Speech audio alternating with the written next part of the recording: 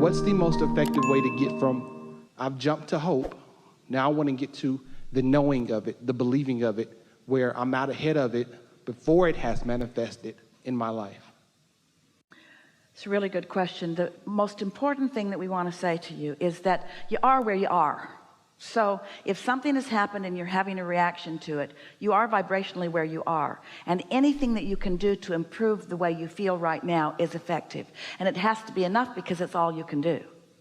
But today we're really emphasizing in this conversation the extraordinary difference between working your way up the emotional scale and quieting your mind and taking a quantum leap over there to where your inner being already is. It's standing back far enough to acknowledge that your inner being is there and that you are your inner being, and that you don't have to struggle your way up the emotional scale. If you just let go, what are the words that we were offering? Satisfied. Being satisfied with yourself. I'm not mad at myself in this struggle right now. I know I would rather know than just hope. And I sure don't like to have doubt. But when you beat up on yourself about what you don't know, then you're not satisfied where you are. And now the gap is a harder one. And so it's just playing with it. Every day Esther does focus wheels, because every day she recognizes a vibration that could be better. And often a focus wheel will take her quickly there, especially if she catches it early. But there is nothing that gets her out ahead of it better than waking up, and before anything else happens, before she visits with someone, before she reads her email, before she starts receiving texts, before she remembers anything from before, if the first thing she does is set herself into a comfortable place and just quiet her mind and tune to the higher frequency, this day is dominantly better every single time. We just cannot emphasize that enough. Now, does that mean that the other tools are irrelevant? No, because you can't always go into meditation. Sometimes you got to deal with what's coming right at you. Sometimes you need to count to 10 and look for positive aspects in this arena or in this person where there is not one evident positive aspect. Sometimes you just don't want to make it worse, and sometimes you just want to walk away. You come to understand what works best for you, and sometimes it's this process, and sometimes it's this one, and sometimes it's this one, and sometimes it's this one.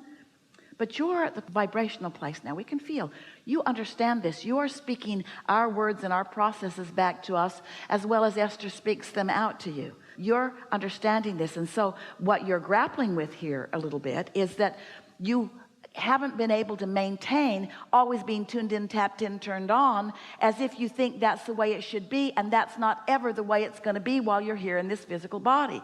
You're always going to have some gap. It's the way you feel about the gap that this conversation is about. So if you accept that you are always going to be, while you are in this physical form, you are always going to be incomplete and reaching for more, and that's all right with you, then so much of that angst will go away. Step one is full of all of that stuff. All of your creating is done in step one. And step one is full of contrast. And all of your creating is done in step one. And step one is full of contrast. And all of your creating is done in step one. And step one is full of contrast. And all of your creating is done in step one. And step one is full of contrast. Isn't it time that you give yourself a break, creator? And that you accept that step one is necessary to the creative process. And it's not something for me to be embarrassed about or ashamed of, or even something for me to overcome. Because if I didn't see this abhorrent thing, I wouldn't have put this magnificent thing into my vortex. And future generations would be deprived of the insight that this gave me to put there. And so it's about accepting the perfection of who you are. Humans for so long, no matter what platform you were born into, have been taught for a long time to accept your imperfection and to repent for it and to overcome it. And we want you to embrace the contrast that produces the expansion, because we are eternal beings. We want you to find a way to love yourself no matter what, the way your inner being does. And in any moment that you're not doing that, feels bad. That's what guilt feels like, or shame, or even hope has got a little flecks of that, not liking myself. And so when you look at the big picture and you feel the resonance that so many of you are feeling right now about who you really are and why you're here, and you get off that service kick, you're not here to fix a broken world. It is not broken. And you're not here to redeem yourself about something, because no redemption is being required. Your inner being accepts you as the perfect being that you are, perfect and ever changing. And nobody else needs to be fixed either. They all have their own relationship with their own reason for being here, and their own relationship with their own inner being. And yet, isn't it nice to feel strong about something? Isn't it nice for something to happen that makes you have a strong feeling about it?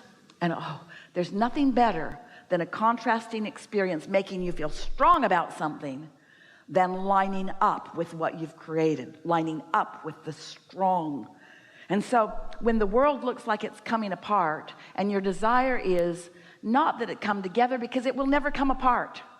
Your desire is to know the perfection of this unfolding. If you were watching a play-by-play, we're talking about really slow time-lapse photography of a seed becoming in the ground, it would look chaotic to you as it gives way to the new, and gives way to the new, and gives way to the new, and gives way to the new, and gives way to the new. In other words, if you were watching it infinitesimally, if you were watching the forming of a fetus in a mother's womb and the cellular evolution that is taking place, it would be unsettling to you in its perfection. And the same thing is happening with this magnificent being that you are continuing to become, and the world that you are sharing with others. Its perfection in its unfolding. You just got to decide that that's the way you see it, so that you feel ease about it, so that you're called to your becoming rather than prodding yourself there. And most of all, now we're going to get down to some nitty-gritty. If we were standing in your physical shoes, and this is really what we wish for you, this is our desire for you, we're going to speak it from your point of view. I want to talk to fewer people about stuff. I want to just be more generally accepting of what's going on, and stop sweating the small stuff ad nauseum. I want to step back and look at the perfection of this evolutionary time and space, this planet spinning in perfect proximity to other planets, and understanding the big thoughts that are part of that. And I want to tune into that big thinking that is trusting and loving and sure. I want to stand in the feeling of love mostly. And I will never appreciate the feeling of love within me more than when I've hated a little bit over here. And so I bless the rascals that I easily hate on my way to feeling the relief of coming into the wholeness of who I am. You all make too much of all of it. There's just nothing serious going on here. You came not for redemption or to save anything. You came because you're creators, and that's what creators do. And you came because it's joyful to create. And you came because when an idea hatches within you, it feels really good. And when that idea becomes more, that feels even better. And when you stand in a place of understanding how the cooperative components of the universe are all descending around you, that they're coming to you by the powerful law of attraction, and you're standing in full, vivid, lucid witnessing of the things that are coming together for you, and you're reveling in the perfection of life and of yourself, and you're feeling proud of yourself and eager for more. That's what you came for, you see. And you didn't come to teach anyone else a lesson or to get them there before they're ready to be there, any more than you would want to encourage that kernel of corn to come out and be a stalk and then an ear of corn before it's ready to be.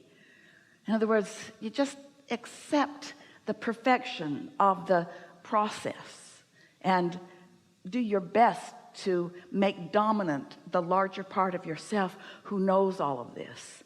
And you just revel in love and wince a little in hate, and revel in clarity and don't like confusion so much, and watch for the next opportunity and the next one and the next one and the next one. And your dominant mantra to the universe is, I am to live happily ever after. I am to live happily ever after. Not I'm to accomplish this and I'm to accomplish this. Because the goal that you're reaching for, the eternal symbol or recognition of success, is that joyful intertwining with who you are.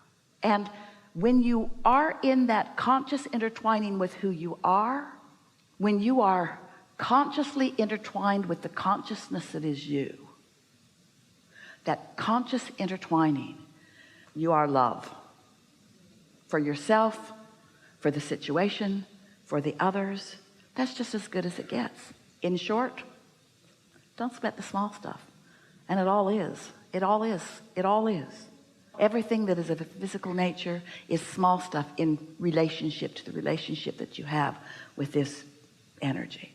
So now, we're not trying to talk you into leaving the physical and meditating yourself into this oblivion mist of non-physical. We're encouraging you to release enough resistance that you can feel you're tuned in, and then give your undivided attention to stuff that interests you here. Stuff that interests you here. Paint it and make the money and do the travel and make love to each other and enjoy the life that you are living. Enjoy the life that you're living. But do it from that place of connection to source, because you haven't spent money until you've spent money with source. And you haven't made love until you've made love with source. And you haven't witnessed the beauty of the planet until you've done it in connection with source. Get tuned in, tapped in, turned on, and live like you intended to live.